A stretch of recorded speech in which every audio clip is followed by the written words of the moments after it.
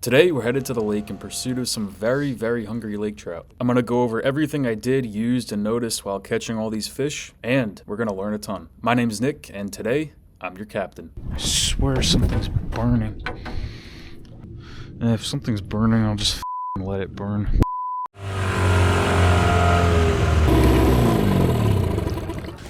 Well, good morning. We're gonna troll. I don't know what we're gonna catch. Yeah, let's just fish. Alright, so as far as setups go, you really don't need anything crazy. I just like to use a 6'6" medium ugly stick casting rod. It has enough bend in it to fight trout, because trout like to thrash and shake a lot, but it also has enough backbone to pull in some bigger fish. Now, if you catch a 20-pounder, you're probably not going to have a good time doing it. And then my reel is super simple. It's a Bass Pro Depth Master. It has like a little line counter on it so that you know how much line you let out. It's also got the clicky.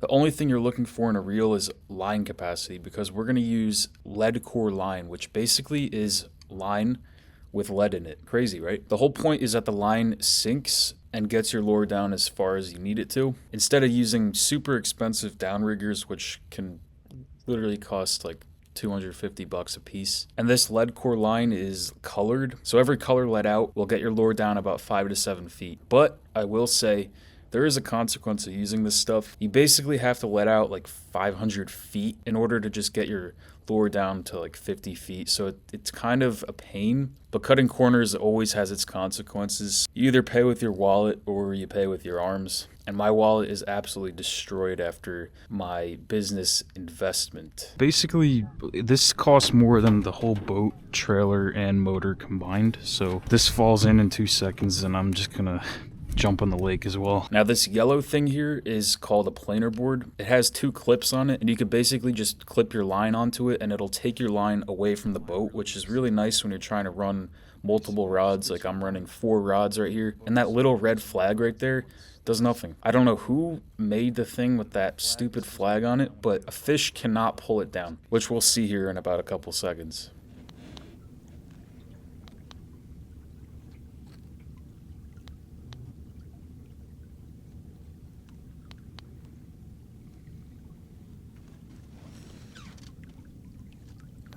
That one might be snagged. Oh gosh. It's either a snag or a bite. Don't really know. Treat it like a bite. I don't know, it could be a fish. I don't know. The planer board is super hard to reel in, but once you get it off, it's usually not bad.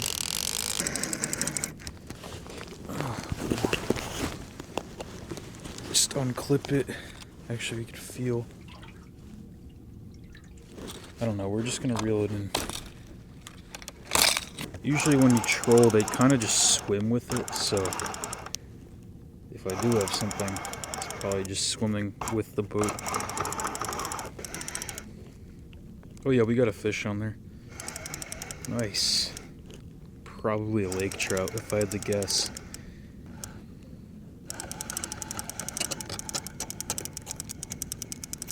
Alright, we're down to the leader. If I had to guess, it's a lake trout. Let's get under this guy right here. Oh shoot, don't do that. Yeah, it's a lake trout. Stay down, stay down.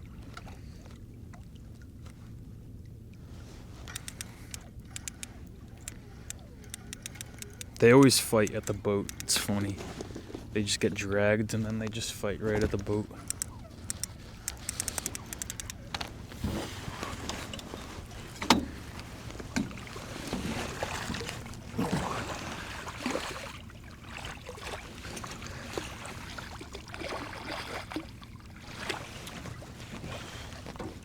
Come on.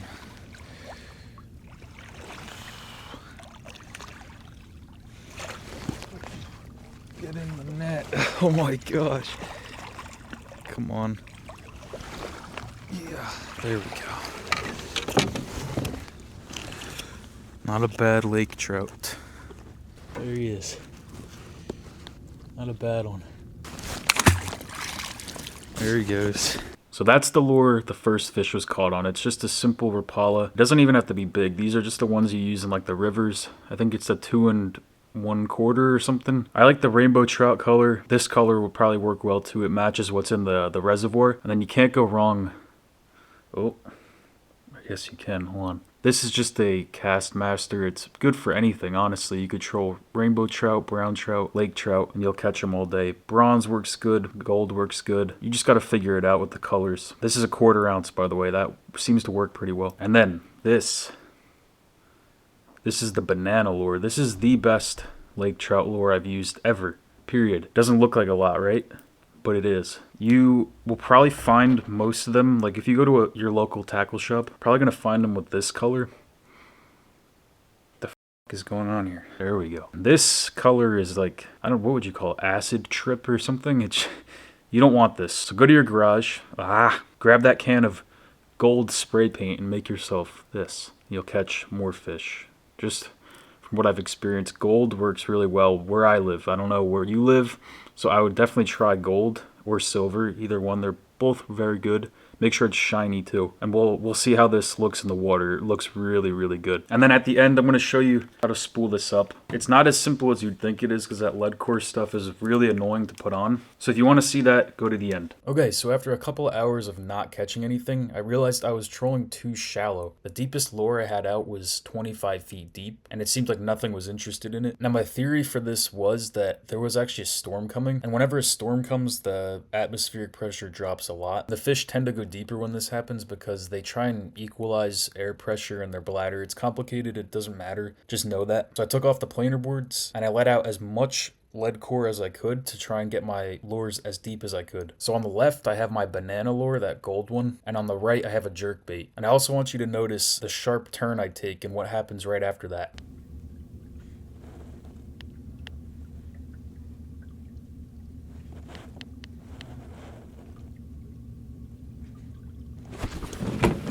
Bite. Oh, that might be a bite. Yeah, that's a bite. Oh my god. Yeah, we got a fish on. Come on. Okay, there's the leader. Yeah, this is a decent one. I'm almost positive it's a lake trout because this was down 50 feet in like 90 feet of water, so it's got to be a lake trout. Yeah, it's a laker. Let's get him. It's actually a decent one.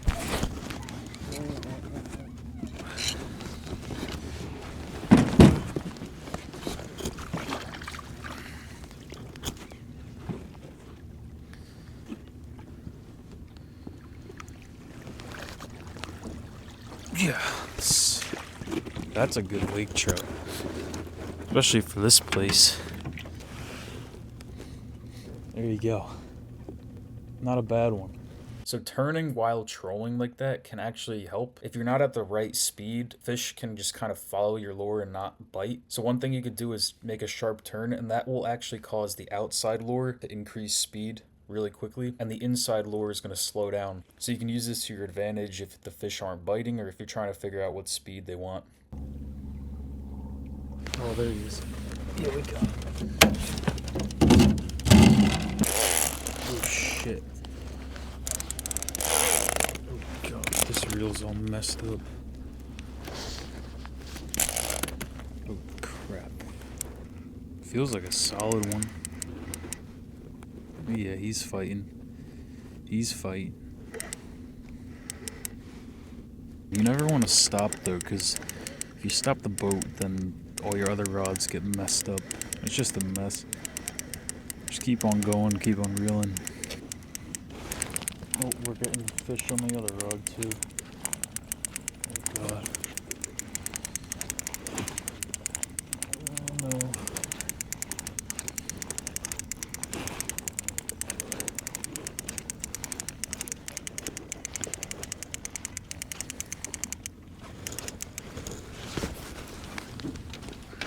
Oh, this is a good one. Oh, this is a really good one. Nice. Oh my gosh, that's a PB. Wow. That's a big one. That's a big one. Wow, that's a big one. We'll worry about him later. That is a big one. He's fat.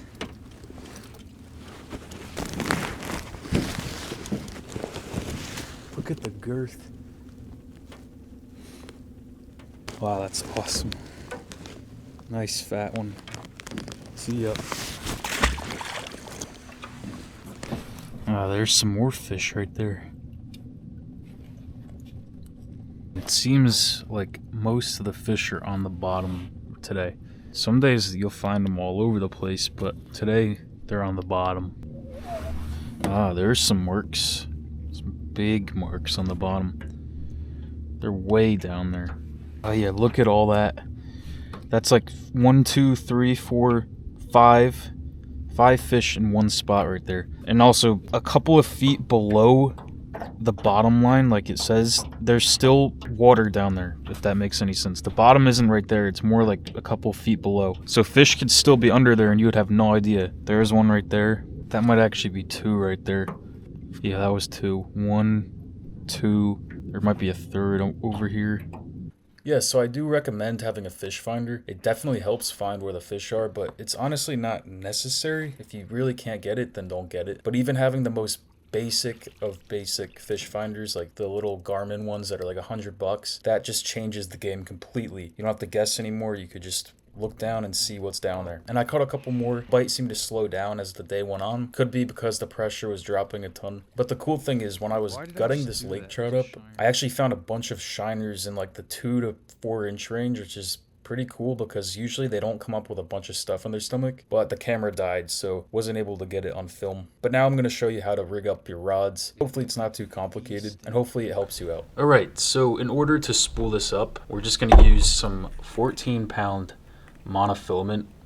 This is just going to go on first, and it's going to act as a backing. Okay, so take your reel and take your line and just put the tag end of it through that little opening right there. That's your line guide. It's going to guide the line onto the reel. Once you got the tag end, it's just going right through there. All we're going to do is take it and wrap it around the spool. So that bent end should go nicely around the spool, and you can use your other hand to just kind of push that line up and then grab with your other fingers. Try and grab it. It's not easy. All we're doing is just getting the line around the spool. Alright, so you should have the tag end right here. If you pull it, more line's going to come through.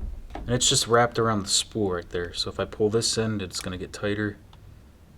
Just simply wrapped around.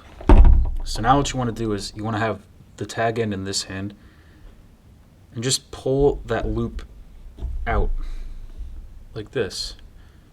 You see you got this right here. So that right there is your loop line.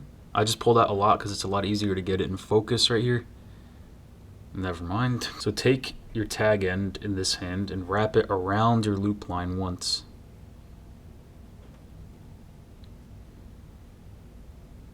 And then put the tag end back under through the new loop you just created.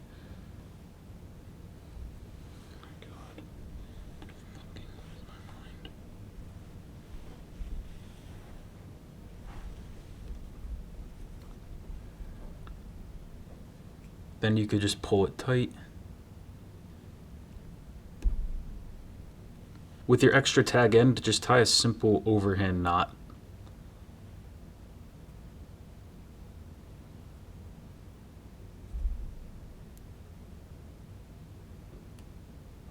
And then to finish it, just take the line from the outside of the reel, pull it down.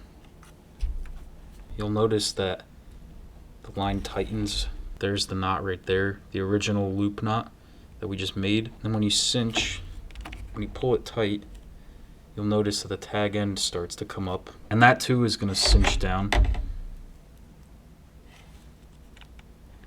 And eventually, it's going to stop the line from slipping out. It's impossible to show you because this stupid thing is annoying. So basically, you'll notice that you can't pull anymore. And that's when you know you've got a good knot. Okay, so I just did about 250 feet of this mono. Now we're going to take the lead core. It starts with a red, so take the red. Get to the end of it, you'll probably notice that one part of it's heavier and one part of it's lighter. This part doesn't have lead in it. And if yours still has lead in it, grab it. That right there is the lead. So grab that. Grab the lead and you could basically just slide it out. pull out a little bit of it. It's not going to affect anything. It breaks off really easily. So once you've done that, you should have a nice piece that doesn't have any lead in it. If you've ever tied braid to mono, this is basically what it's going to be. I always use a double uni knot. Basically take the two lines, put one on top and one on the bottom. Pull out some slack on each of them. I'm going to start with the red line. Take it like that. Make a loop.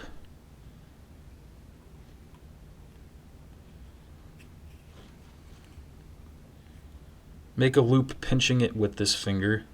So it should look something like that. Just a loop above the mono. Now just take the tag end of the red loop and just loop it around both lines and through the loop 6 times. 1, 6. Take your tag end and these other 2 ends and just cinch it down. Make sure it goes nicely because it can get jammed up. Cinch her down like that. Should just be a nice simple ball knot like that. And then you're just going to do the same with the other line. Make a loop, wrap it around 6 times. 1,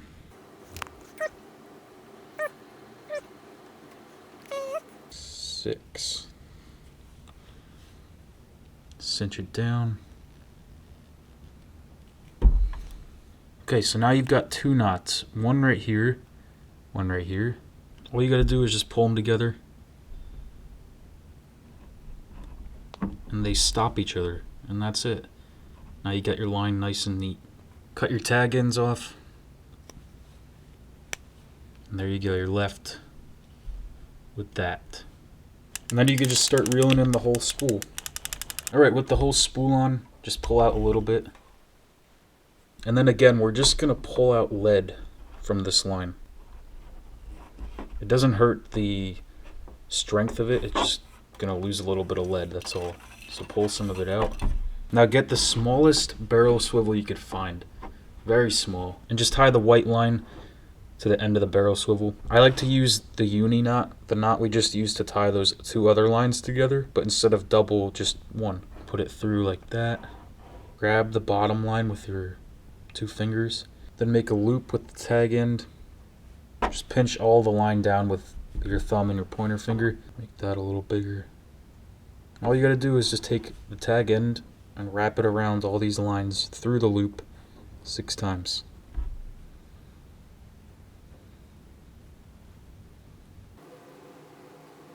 And then cinch it down.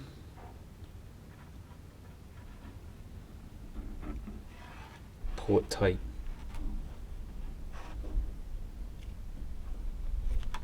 And then cut your tag end off. Should look like that. Lastly, we're just going to take some 6-pound fluorocarbon. You could use any brand. This stuff works just fine. And we're just going to tie this end of the fluorocarbon to the barrel swivel. You could use any knot.